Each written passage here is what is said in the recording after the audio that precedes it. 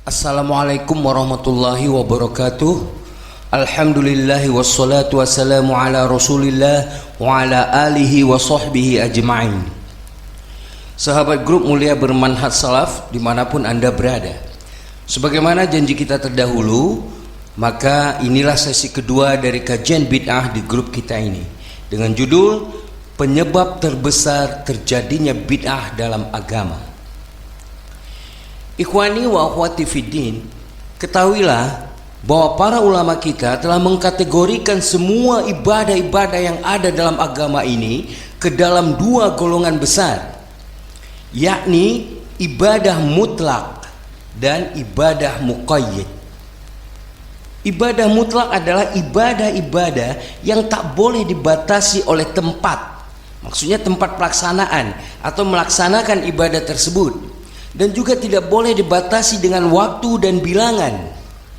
Itu ibadah mutlak.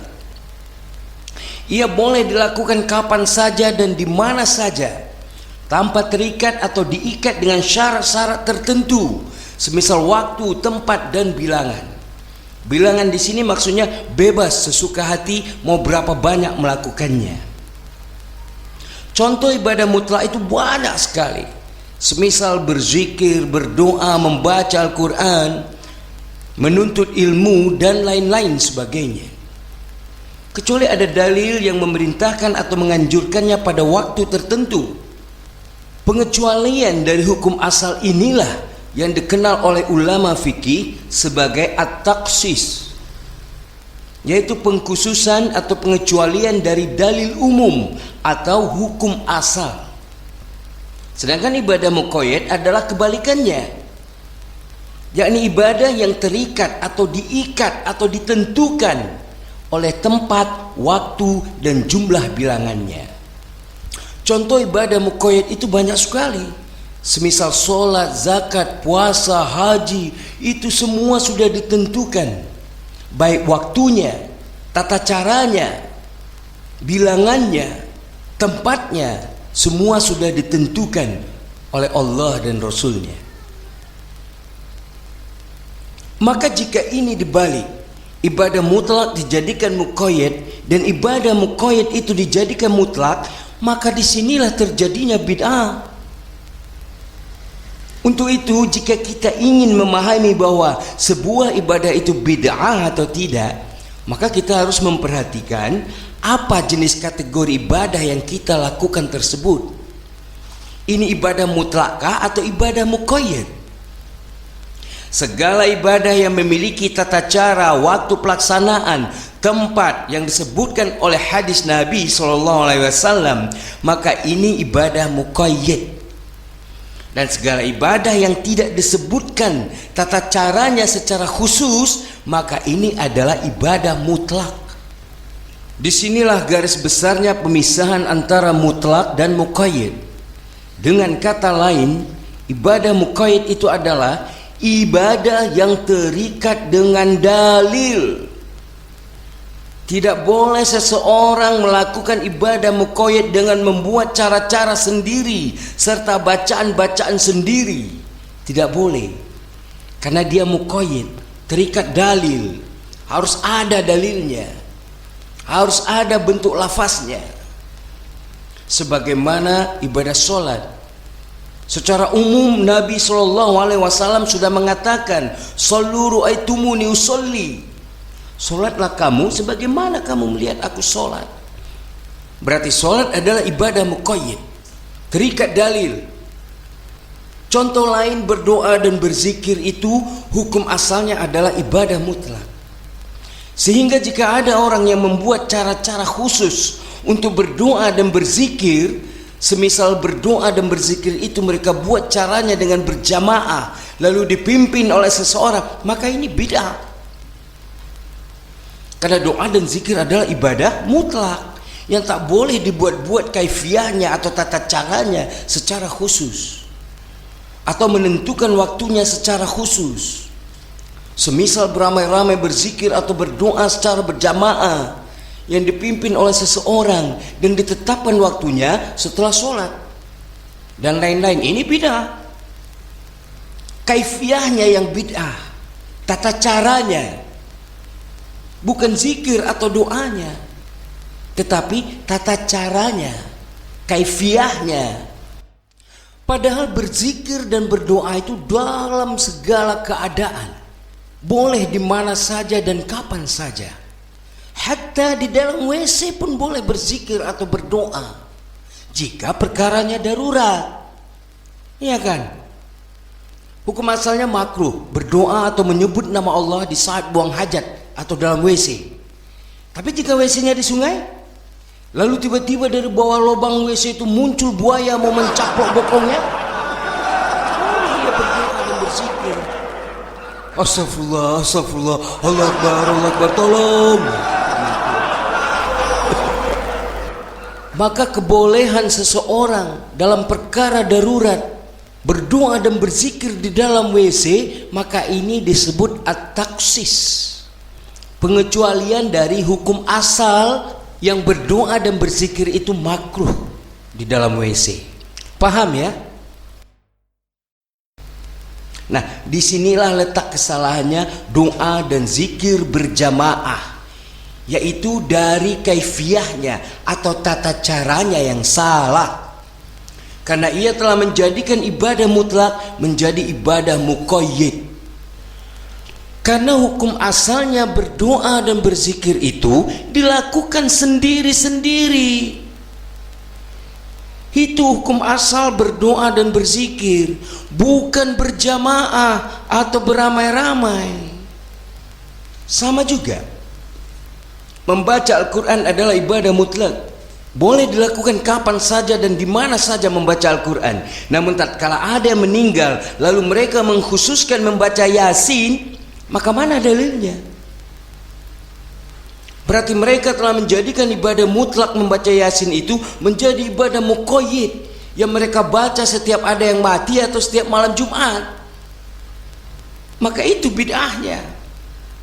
Bukan membaca Yasinnya, surat Yasinnya yang bid'ah, tapi kaifiyah, waktu yang mereka tentukan itu yang bid'ah. Nah, oleh karena itu salah satu cara tercepat memahami ibadah itu bid'ah atau tidak adalah dengan mengenali jenis ibadah tersebut. Kenali ciri-cirinya. Ini mutlak atau muqayyid.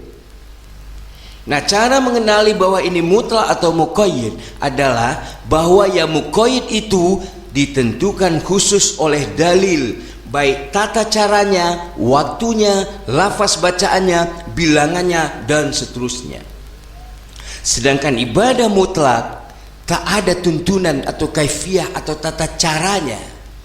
Nah, pahami ini ya baik-baik. Ana pernah baca postingan seorang ikhwan yang melarang mengadakan maulid Nabi SAW. Lalu di kolom komentar ada yang komen, kami melakukan maulid Nabi karena cinta kepada Nabi, dan mencintai Nabi tidak butuh dalil. Masya Allah. Kita jawab, salah. Tetap saja mencintai Allah dan Rasulnya butuh dalil, dan telah ada dalilnya. Mencintai Allah dan Rasulnya masuk dalam kategori ibadah mutlak yang boleh dilakukan kapan saja dan di mana saja. Tak ada cara-cara tertentu. Bahkan mencintai Allah dan Rasulnya setiap saat detak nafas dan jantung kita, kita wajib mencintai Allah dan Rasulnya. Kul in kana aba'ukum wa abna'ukum wa ikhwanukum wa azwajukum wa asiratukum wa amwal. Katakanlah, jika bapak-bapakmu, anak-anakmu, saudara-saudaramu, istri-istrimu, kaum keluargamu, harta kekayaanmu, perniagaanmu yang kau khawatiri kerugiannya, itu semua lebih kamu cintai dari Allah dan Rasulnya, fatarabbasu hatta yatiyallahu bi amri, maka tunggulah sampai Allah mendatangkan keputusannya atau azabnya. At-Taubah ayat 24. Ini dalil kita wajib mencintai Allah dan Rasulnya. Lalu apakah Allah dalam kitabnya atau Nabi SAW dalam hadis-hadisnya mengajari kita bagaimana tata cara khusus untuk mencintainya? Apakah ada riwayatnya yang menyebutkan salah satu bentuk tata cara mencintai Nabi dengan melakukan perayaan di hari lahirnya? Padahal 12 Rabiul Awal itu saja masih diperselisihkan ulama. Apakah benar itu hari lahir Nabi kita Muhammad SAW? Ada yang mengatakan 9 Rabiul Awal. Yang roji, Nabi Muhammad SAW tidak lahir pada 12 Rabiul Awal. Lalu kalau begitu perayaan apa yang mereka lakukan? Mengadakan perayaan pada hari yang mereka yakini sebagai hari lahir Nabi, dan mereka mengklaim itu bentuk mencintai Nabi SAW, maka mereka telah membuat ibadah yang mutlak menjadi ibadah yang muqayyid, yang mereka tentukan sendiri waktunya setiap 12 Rabiul Awal dengan cara berkumpul beramai-ramai sambil berdakwah atau berceramah serta makan-makan setelahnya. Ini bid'ah. Karena menjadikannya mutlak menjadi muqayyid. Di sini letak bid'ahnya. Karena begitukah kaifiahnya atau tata caranya yang diajarkan oleh Allah dan Rasulnya dalam mencintai Sang Khalik dan Rasulnya?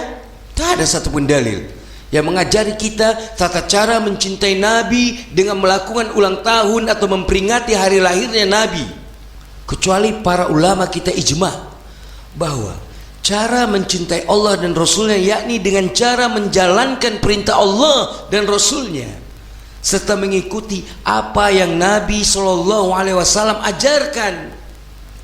Tak ada tata cara dan bentuk-bentuk khusus untuk mencintai Allah dan Rasulnya. Karena mencintai Allah dan Rasulnya adalah ibadah hati yang tak ada tata cara khususnya ditetapkan atau ditentukan. Maka tatkala ada sekelompok orang membuat cara-cara khusus untuk mencintai Nabi, maka kita pertanyakan, mana dalilnya begini cara mencintai Nabi? Yakni dengan melakukan atau merayakan ultah atau hari lahir beliau SAW. Mencintai Allah dan Rasulnya adalah ibadah, ya ikhwah. Dan ibadah butuh dalil. Siapa bilang mencintai Allah dan Rasulnya tak butuh dalil? Salah satu cara yang diajarkan oleh Allah untuk mencintai Allah dan Rasulnya seperti yang disebutkan oleh surat At-Taubah ayat 24 di atas, yakni tidak mencintai harta, anak-anak, keluarga, istri melebihi cinta kita kepada Allah dan Rasulnya. Itu salah satu cara untuk mencintai Allah dan Rasulnya. Bukan ayat tersebut mengajarkan kita bahwa cara mencintai Allah dan Rasulnya dengan melakukan maulid Nabi. Bukan, nggak ada landasannya. Dan juga cara lain yang diajarkan Allah untuk mencintai Allah dan Rasulnya adalah Qul in kuntum tuhibbunallah, katakan wahai Muhammad kepada umatmu, jika kalian benar-benar mencintai Allah, fattabi'uni, maka ikutilah aku, atau ikutilah sunnahku, atau cara aku beribadah kepada Allah. Yuhibbukumullahu wa yaghfir lakum dzunubakum, niscaya Allah akan mencintai kalian dan mengampuni dosa-dosa kalian. Al-Imran ayat 31. Nah, itu cara umum mencintai Allah dan Rasulnya, yakni dengan mengikuti sunnah atau ajaran beliau SAW. Ikuti beliau, bukan membuat-buat ibadah sendiri yang tak diajarkan oleh Nabi SAW. Ikhwani wa akhwati fiddin, ini membuktikan bahwa mencintai Allah dan Rasulnya adalah ibadah mutlak. Karena Allah dan Rasulnya tidak menentukan tata caranya, bagaimana cara-cara tertentu untuk mencintainya, baik di dalam kitabullah maupun di dalam hadis-hadis Nabi SAW secara khusus atau muqayyid. Ya ikhwah, ini bagaikan seorang istri yang berkata kepada suaminya, "Mas, aku tuh cinta banget sama kamu." Suaminya bilang, "Oh ya, alhamdulillah. Dia nanti tolong buatkan Mas gulai pucuk singkong ya dengan ikan asin gembung bakar. Kalau nggak ada ikan asin gembung ya sambal terasi boleh lah." Ternyata tak kala suaminya pulang dan membuka tudung saji, ya hanya sayur bayam semangkuk dengan goreng ikan teri setengah on. Yang ngedumel suaminya.